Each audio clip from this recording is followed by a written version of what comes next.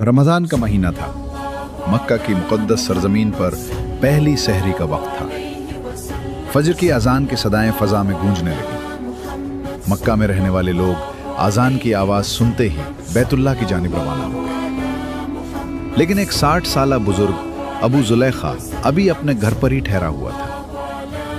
उस बुजुर्ग ने बगैर कुछ खाए पिए रोज़ा रख लिया था।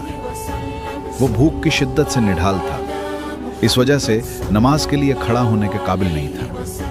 उनकी गुज़श्ता रात भी फाके में बैठ गई। सारा दिन मजदूरी में गुजरा, इसलिए खाली पेट सहरी करके उस बुजुर्ग ने नमाज घर में ही अदा की। उसके बाद वो गमज़दा होकर एक कोने में बैठ गया। उस बुजुर्ग को अपनी फाका कुशी पर इतना दुख नहीं था। जो चीज़ उसे सबसे ज़्यादा गमज़दा कर रही थी वो उसकी 2 बेटियां और बीवी थी। उस बुजुर्ग का कोई बेटा नहीं था। वो अपने घर का वाहिद कफील और जिम्मेदार था। लेकिन उसका एक चीज पर बहुत पुख्ता ईमान था कि वो ये कि जो मुकद्दर में लिखा है वो मिलकर रहेगा। उसकी बीवी कुलसूम उसे कहने लगी, अबू जुलैखा, आज तीसरा दिन है, हमने खाने को देखा तक नहीं है। आज के दिन भी बहुत गर्मी है और सब ने भूखे पेट रोजा रख लिया है। हम तो सब्र कर लेंगे, मगर हमारी बच्चियां भूख की शिद्दत बर्दाश्त करने से कासिर हैं। भूख से उनका बुरा हाल हो रहा है। आप अल्लाह का नाम लेकर घर से निकलें, शायद वो हमारी रोजी का कोई बंदोबस्त फरमा दे ताकि शाम को हम रोजा इफ्तार कर सकें। अबू जुलैखा ने बीवी को तसल्ली दी और कहने लगा, हाँ हाँ, मैं जा रहा हूं, इंशाअल्लाह अल्लाह जरूर करम करेगा। कुछ ही देर में सूरज तुलू हो गया। अबू जुलैखा घर से निकला और मक्का के बाजार में दाखिल हुआ, लेकिन उसे कहीं से कोई रोजगार न मिला। दिन गुजरने के साथ साथ गर्मी की शिद्दत में इजाफा होता जा रहा था, लेकिन उसे कोई भी काम न मिला। वो मायूसी की हालत में बाजार से निकला और चलता हुआ मक्का की एक वीरान वादी में जा पहुंचा। मुसलसल पैदल चलकर वो बहुत ज्यादा थक चुका था। जमीन पर ही बैठ गया। वो गहरी सोच में मुब्तला था। सोचते सोचते जहां पर वो बैठा था वहां पर दाएं हाथ से नर्म मिट्टी को खोदने लगा। दिल ही दिल में अपने आप से कहने लगा कि अगर आज भी मजदूरी ना मिली तो वो घर वालों के खाने का बंदोबस्त कैसे करेगा। अचानक मिट्टी खोदते खोदते उसका हाथ किसी नर्म मुलायम चीज से टकराया। उसने हाथ बढ़ाकर उसे बाहर खींचा तो देखा कि ये एक रेशम के कपड़े की थैली थी जो सोने के सिक्कों से भरी हुई थी। उस थैली को देखते ही जैसे उसकी भूख प्यास खत्म हो गई हो। उसकी आंखें खुशी से चमक उठी। सोने के सिक्कों से भरी थैली देखकर वो सोचने लगा कि मैं कितना खुशनसीब हूं। छुपे हुए खजाने खुद ब खुद ही मेरे सामने हाजिर हो गए हैं। मैं जब ये सोने के सिक्के अपनी बीवी के हाथ में दूंगा तो वो किस कदर खुश होगी। अबू जुलैखा बहुत पुरजोश हो गया और रोशन मुस्तकबिल के ख्वाब देखने लगा। लेकिन अचानक उसके ईमान ने दस्तक दी और वो सोचने लगा, ये माल मेरा नहीं है, किसी का खो गया है और ये मुझ पर हलाल भी नहीं है। ये जिसका है, मुझे उस शख्स को ढूंढना होगा और ये माल उसके हवाले करना होगा।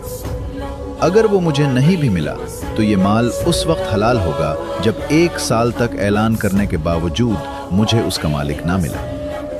फिर उसका जहन उसे उस चीज पर आमादा करने लगा कि क्यों ना मैं चंद सोने के सिक्के निकाल लूं और उन्हें इस्तेमाल कर लूं। बाद में मैं मेहनत मजदूरी करके जितने सिक्के उसमें से निकालूंगा उन्हें वापस रख दूंगा। फिर फौरन उसे ख्याल आया, ऐ अल्लाह के बंदे, सब्र कर, ये अमानत में खयानत है। उम्र के आखिरी हिस्से में पहुंचे हुए हो और अभी भी हीर फेर करने की कोशिश कर रहे हो। उसने अपने ख्याल को दिल से झटक दिया और इस बात का इरादा किया कि जब तक उस थैली का असली मालिक नहीं मिल जाता वो उसे अपने पास संभाल कर रखेगा। अब वो थैली लेकर घर की तरफ चल पड़ा। घर के दरवाजे से अंदर दाखिल होकर वो दबे कदमों कमरे की तरफ जाने लगा। अचानक उसकी बीवी ने उसे देख लिया। वो उससे पूछने लगी, अबू जुलैखा, आप खाने के लिए क्या लेकर आए हैं? अपनी बीवी की आवाज सुनकर वो एकदम से चूक गया और खुद को संभालते हुए बीवी से कहने लगा, मैं आज भी कुछ नहीं लाया। ये कहते हुए वो थैली अपने पीछे छुपा रहा था। आज तक अबू जुलैखा ने अपनी बीवी से कुछ नहीं छुपाया था।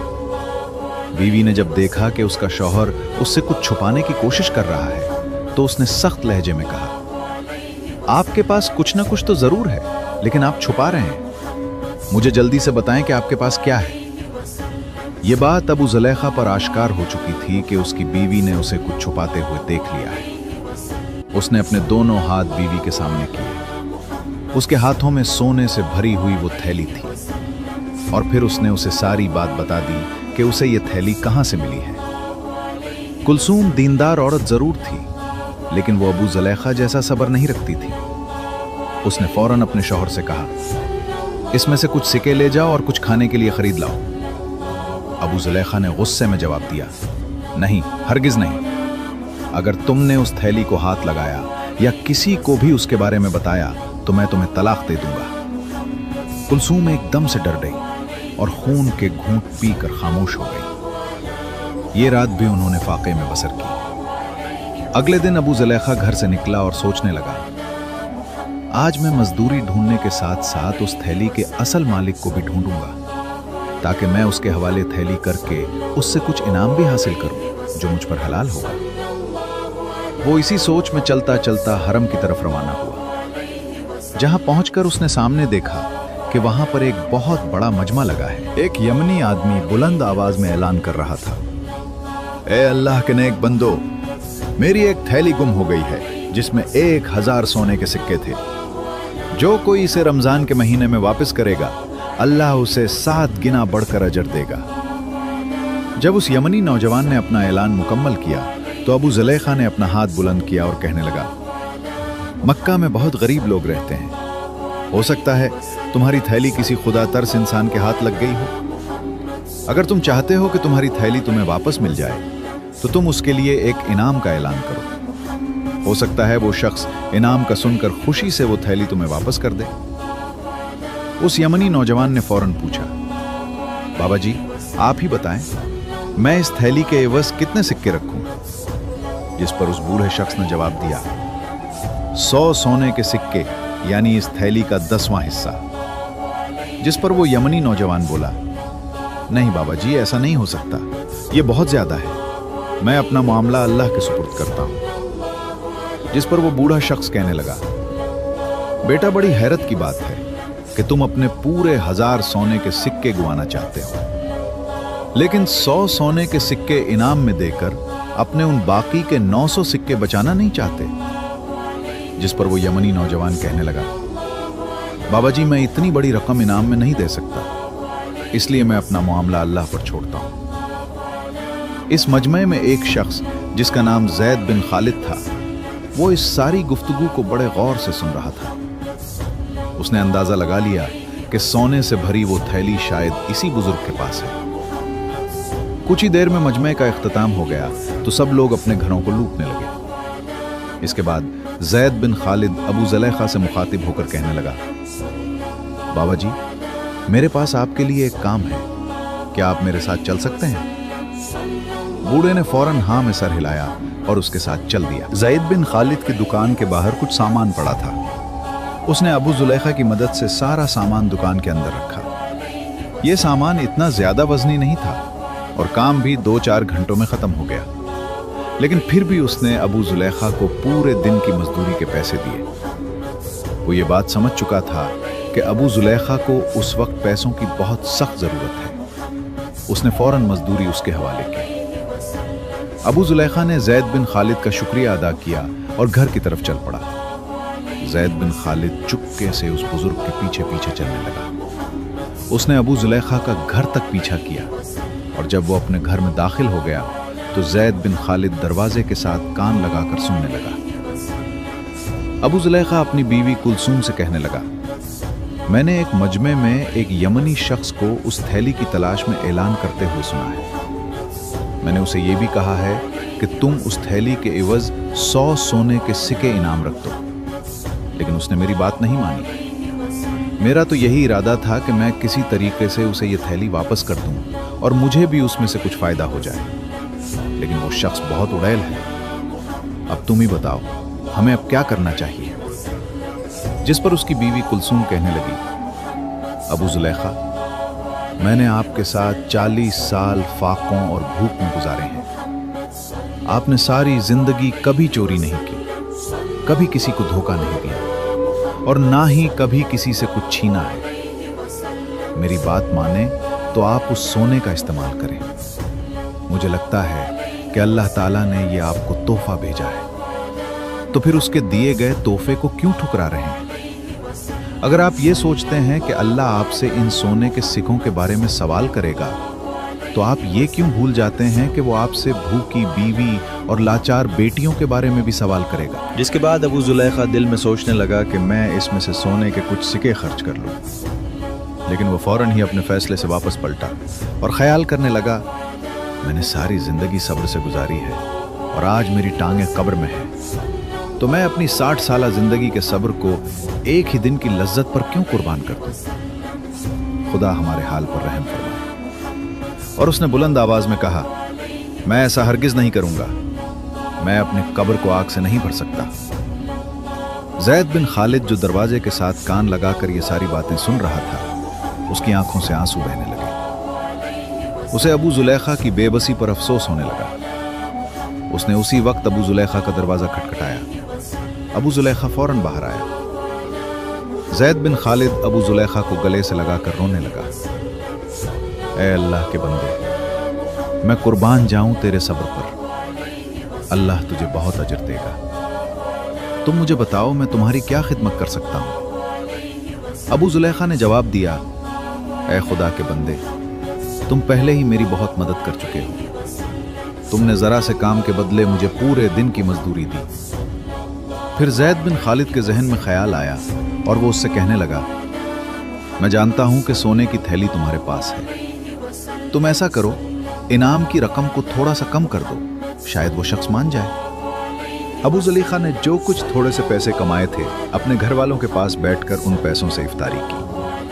اگلے دن پھر کام کی تلاش میں گھر سے حرم کی طرف نکلا۔ وہ یمنی شخص وہاں پہ موجود پھر سے اعلان کر رہا تھا، جو کوئی میری سونے سے بھری ہوئی تھیلی واپس کرے گا، اللہ اسے 7 گنا اجر دے گا۔ ابو زلیخا پھر سے ہاتھ بلند کر کے عرض کرنے لگا، اے نوجوان، میں نے تم سے پہلے بھی کہا تھا کہ مکے میں بہت غریب لوگ رہتے ہیں، شاید وہ تھیلی کسی خوف خدا رکھنے والے کو مل جائے اور وہ تمہیں انعام کے لالچ میں واپس کر دے۔ چلو تم 100 سونے کے سکے نہ صحیح 10 کا ہی اعلان کر دو۔ اس نے کہا، ہرگز نہیں، میرا فیصلہ قیامت کے دن اللہ کے سامنے پیش ہوگا۔ اس کے بعد سارے لوگ وہاں سے چلے گئے۔ تیسرے دن پھر سے وہ یمنی نوجوان یہی اعلان کر رہا تھا۔ ابو زلیخا پھر وہاں پر پہنچ کر اس سے کہنے لگا، اے نوجوان، میں نے تم سے 100 سکوں کا اعلان کرنے کو کہا تھا، لیکن تم نے انکار کر دیا۔ پھر میں نے اس کے 10ویں حصے کا یعنی 10 سکوں کا کہا، تم نے پھر بھی انکار کر دیا۔ چلو آج تم ایسا کرو کہ صرف 1 سکے کا ہی اعلان کر دو، یہ تو تمہاری تھیلی کا 1000واں حصہ بنتا ہے۔ کیا پتا وہ شخص اس 1 سکے کے بدلے اپنے گھر کھانا لے جائے اور جو پیسے بچیں اس سے ایک مشکیزہ خرید کر حاجیوں کو اجرت پر پانی پلا سکے۔ جس پر اس یمنی شخص نے کہا، ہرگز نہیں، میں 1 سکہ بھی نہیں دوں گا، اور ہمیشہ کی طرح آج بھی اپنا فیصلہ اللہ پہ چھوڑتا ہوں۔ ابو زلیخا کی امید کا آخری سہارا بھی ختم ہو گیا اور وہ سوچنے لگا کہ اب تو اسے پورے کے پورے 1000 سکے واپس کرنا پڑیں گے اور وہ ان سکوں میں سے ایک بھی نہیں لے سکتا۔ اس نے اس یمنی نوجوان سے کہا، آؤ میرے ساتھ چلو اور اپنی تھیلی لے جاؤ۔ اس بزرگ نے زید بن خالد کو گواہ کے طور پر ساتھ چلنے کو کہا۔ گھر میں پہنچ کر اس نے ان دونوں کو درخت کے نیچے بٹھایا اور اس نے کمرے کے اندر جا کر محفوظ جگہ سے وہ تھیلی نکالی اور اس نوجوان کے سامنے رکھ کر کہا، کیا یہ تمہاری تھیلی ہے؟ نوجوان نے کہا، ہاں۔ پھر ابو زلیخا نے تھیلی کا سر کھولا اور اس تھیلی کو زمین پر انڈیل دیا۔ اب وہ تینوں ان سونے کے سکوں کو گننے لگے تو وہ پورے 1000 نکلے۔ یمنی نوجوان نے سکوں کی تھیلی کندھے پر رکھی اور چل دیا۔